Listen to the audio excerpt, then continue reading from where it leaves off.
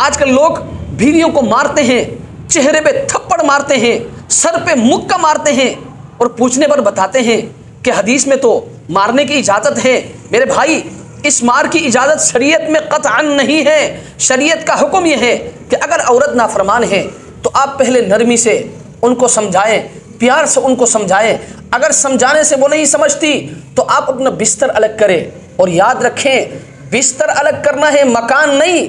अगर मकान अलग करोगे तो और ज़्यादा फसाद का खदशा है। अगर इससे भी वो नहीं सुधरती, वो नहीं मानती, वो बाज नहीं आती, तो आपको मारने का हुक्म है, लेकिन ऐसा मार कि इससे हड्डी न टूटे और जख्म न आए। इस तरह मारने की इजाज़त नहीं है कि आप चेहरे पे थप्पड़ मारते हैं।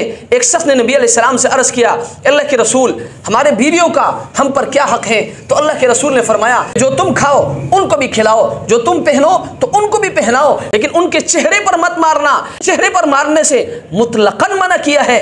एक और हदीस में है, बुखारी शरीफ की रिवायत है, अल्लाह के रसूल फरमाते हैं कि ये बात मुनासिब नहीं है कि कोई शख्स ग़ुलाम की तरह दिन में अपने बीवी को मारे, फिर रात में उसी बीवी से अपनी ख्वाहिश पूरी करे।